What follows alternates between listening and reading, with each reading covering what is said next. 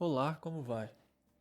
Meu nome é Jean Coelho, estudante e professor de filosofia, e hoje venho a pedido do nosso amigo Elton Lucas abordar um tema de extrema relevância à saúde, à política, à ética, entre outros, que é o tema do aborto. Vamos lá, bora começar.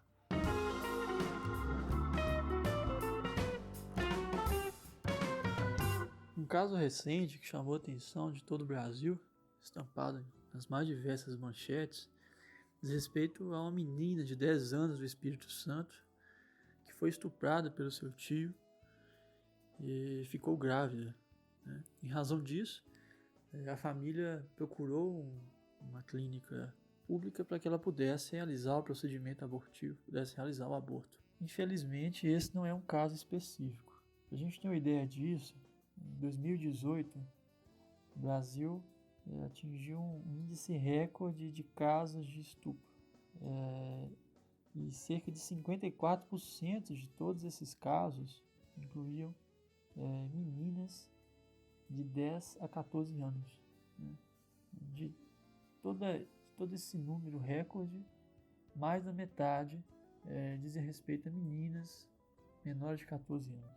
Isso equivale a gente poderia estabelecer uma média de que a cada hora, cerca de 4 meninas nessa faixa etária eram abusadas sexualmente. Esse triste dado ele é importante para a gente entender a questão do aborto. Se a gente pegar um outro dado do SUS de 2019, ano passado, a gente tem que de 5 a 6 internações diárias para procedimentos abortivos, para a realização de abortos, eles diziam respeito a meninas nessa faixa etária. Ou seja, meninas que teriam sido vítimas de estupro, que foram vítimas de estupro de vulnerável. É um termo que a legislação utiliza na medida em que, nessa faixa etária, vulnerável diz respeito a isso, né? Na medida que nessa faixa etária elas não são capazes de responder pelos seus próprios atos. Outro ponto igualmente importante na consideração da questão do aborto é que nem sempre eles acontecem, os procedimentos abortivos acontecem em espaços autorizados para isso. Entre 2006 e 2015, de acordo com o SUS, cerca de 1.000 mulheres morreram em decorrência de procedimentos abortivos.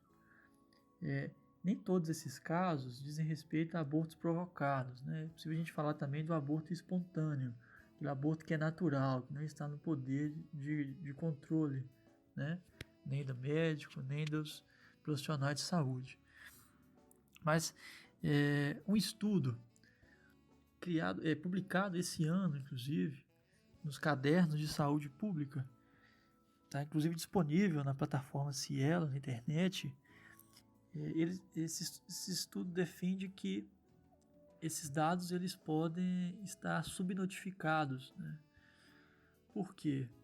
Porque os sistemas oficiais de saúde do Brasil eles não possuem dados acerca de abortos realizados de forma insegura, inclusive clandestinamente.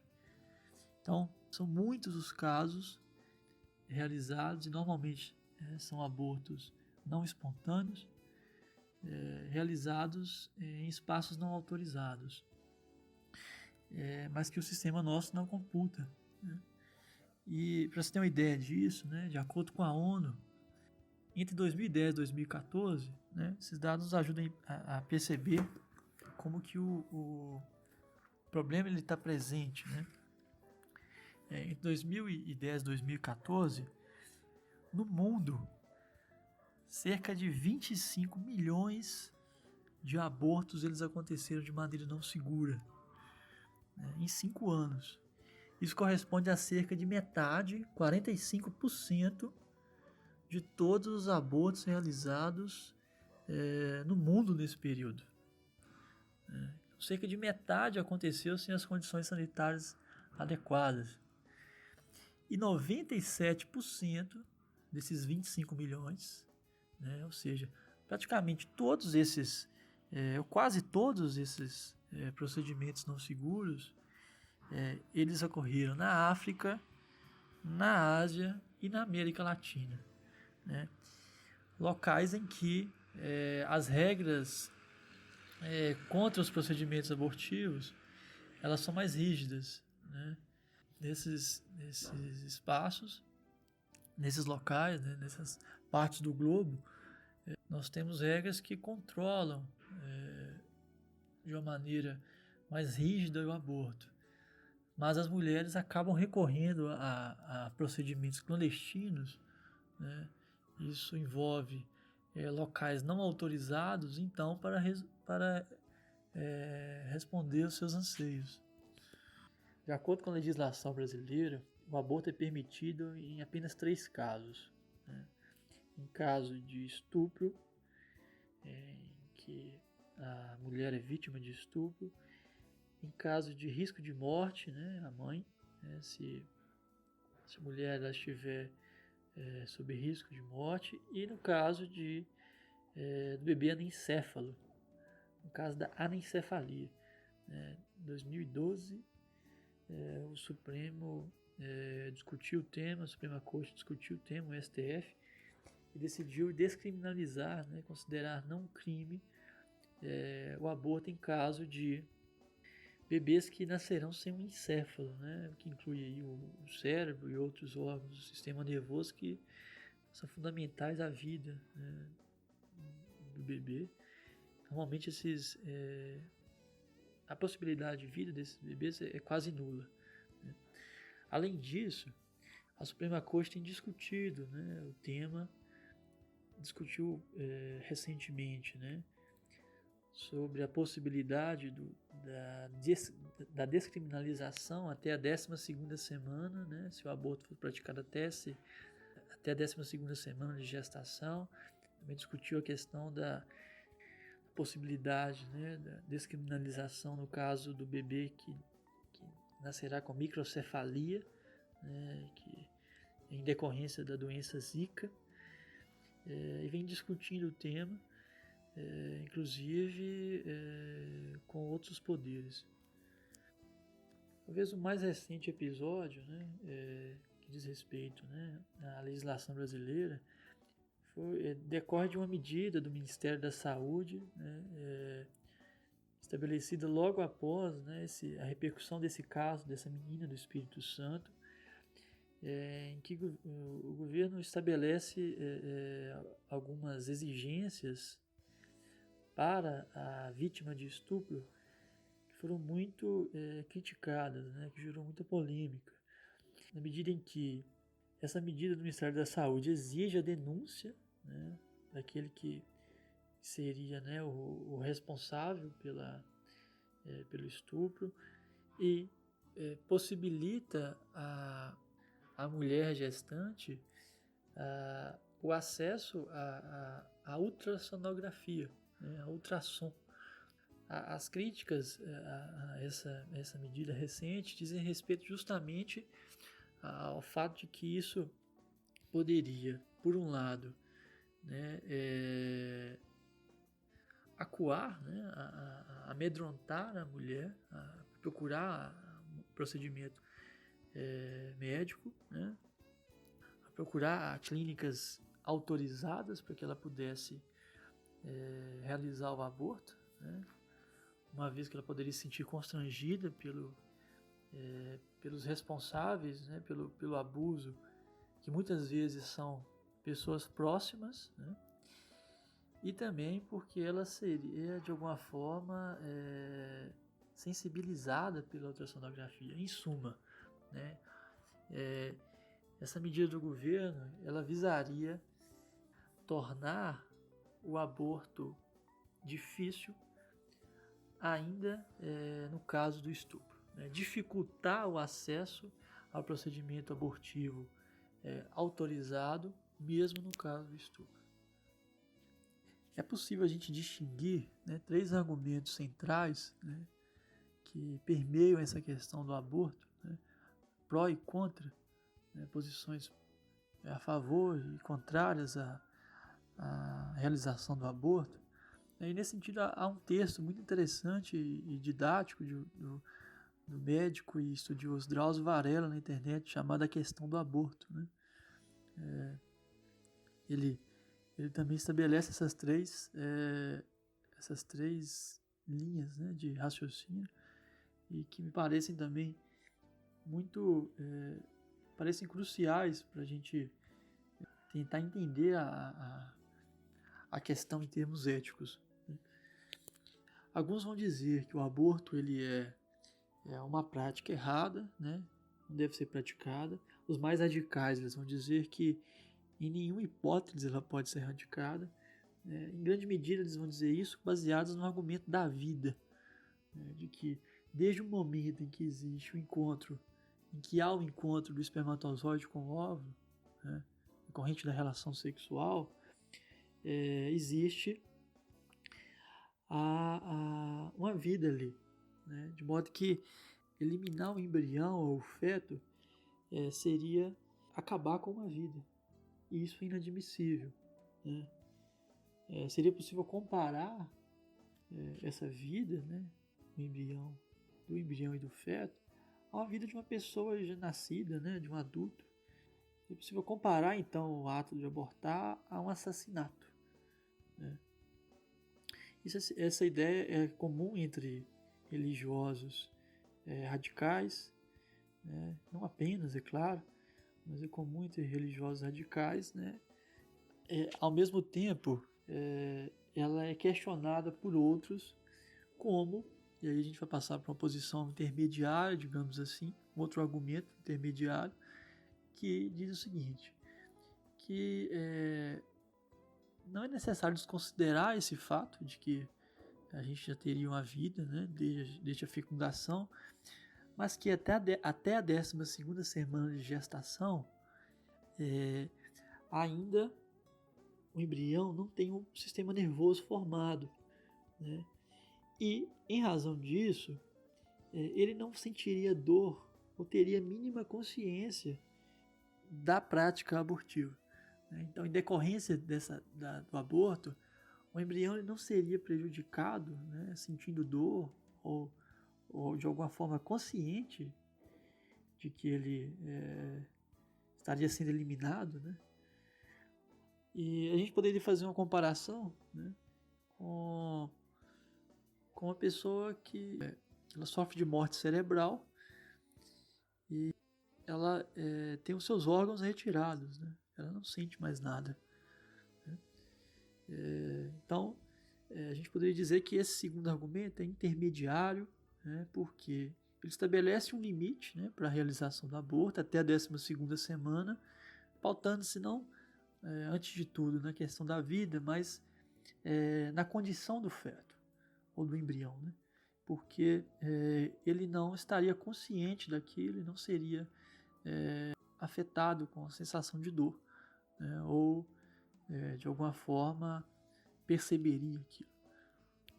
Uma outra perspectiva, um outro argumento, defende que o aborto ele pode ser realizado em qualquer momento da gestação, né? Por quê?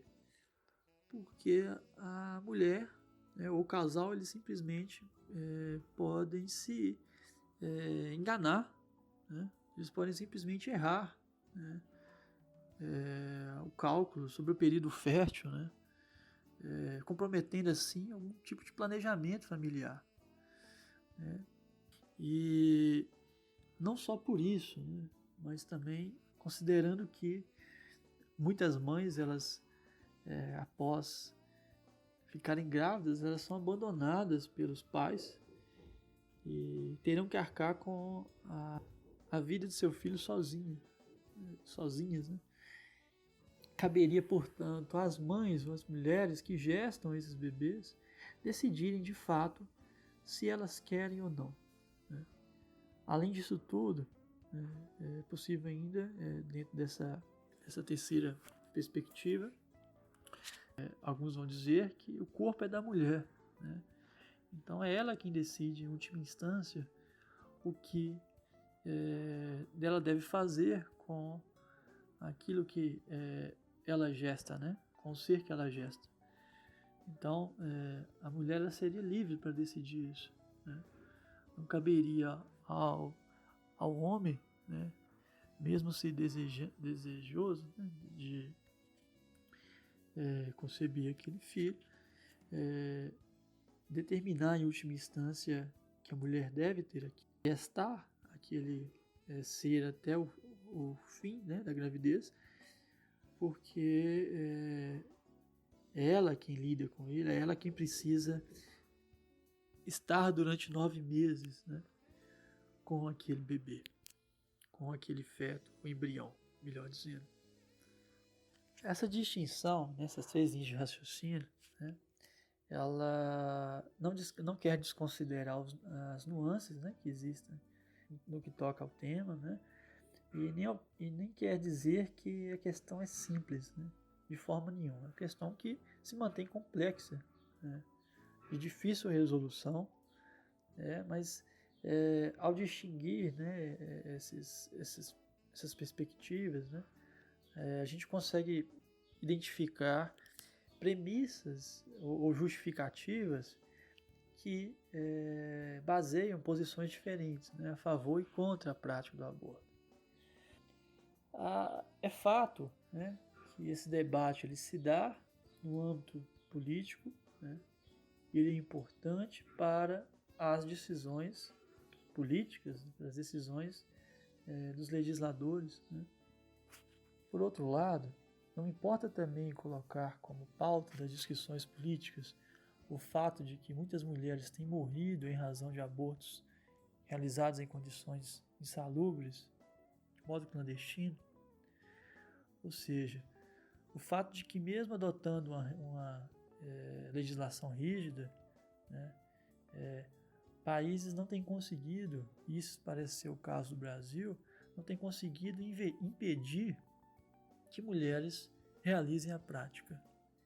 Nesse sentido, o aborto não se torna também, além de uma questão ética, uma questão de saúde pública. É o que muitos apontam que parece de extrema relevância, né? Convém aqui destacar um pensador político muito importante na história da filosofia, que é Nicolau Maquiavel. Maquiavel ele é considerado um dos pais ou pai da política moderna, né?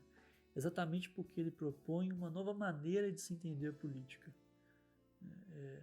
Maquiavel ele inclusive um pouco mal visto pelo senso comum, exatamente por ele propor uma maneira realista de se analisar a política, em oposição a pensadores que haviam refletido sobre o tema antes dele, na Antiguidade, na Idade Média. A gente pode citar aqui Platão ou São Tomás de Aquino, que teriam pautado as suas reflexões sobre a política, né, a partir de pressupostos éticos, né, defendendo que a vida pública ou a vida política ela deveria ser regida por esses pressupostos éticos. E o que Maquiavel coloca em jogo é exatamente uma distinção, né, que seria elementar, que seria fundamental, entre ética e política, ou entre vida pública e vida privada, né? A vida ética correspondendo à vida íntima, ao foro íntimo, ao foro privado, e a vida pública correspondendo à vida política, né? A vida que se volta para o social. Então aqui, como essa questão do aborto ela poderia ser pensada à luz de Maquiavel? Não estariam vários governos ao redor do mundo, a exemplo do brasileiro, misturando esses dois âmbitos de uma maneira que se torna difícil distingui-los, né?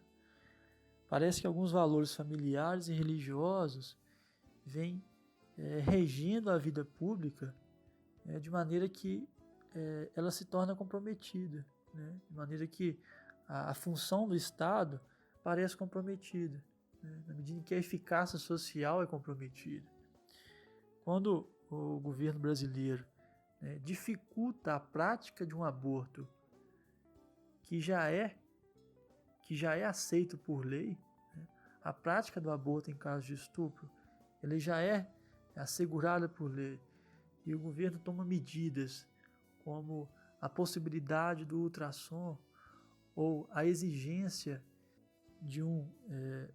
a exigência da denúncia do agressor, que parecem exatamente querer comover a menina ou a mulher, ou de alguma forma intimidá-la a não procurar assistência médica, não estaria o governo deixando de lado a vida dessas mulheres que provavelmente vão recorrer a uma clínica clandestina? Né? Não estaria deixando de lado o governo a necessidade de discutir temas como sexualidade nas aulas, né? De combater a origem disso tudo, que é exatamente o abuso sexual? Não seria um papel do Estado exatamente lidar com o problema que está acontecendo dentro das próprias casas, no seio familiar? Isso não seria uma forma de jogar para debaixo do tapete uma função que é do Estado? Ao tentar manter como tabu a discussão de temas como a educação sexual, o governo brasileiro parece tentar sacralizar, né, a família e a religião. Né? E isso significa, né, em resumo, deixar de lado a saúde e a educação públicas, né, em prol de valores como a vida. Mas essa vida parece não incluir a vida de mulheres que são violentadas e sujeitas à morte, que é paradoxal. Né? Então é isso, galera. A ideia é a gente pensar um pouco sobre o tema. Até a próxima. Abração.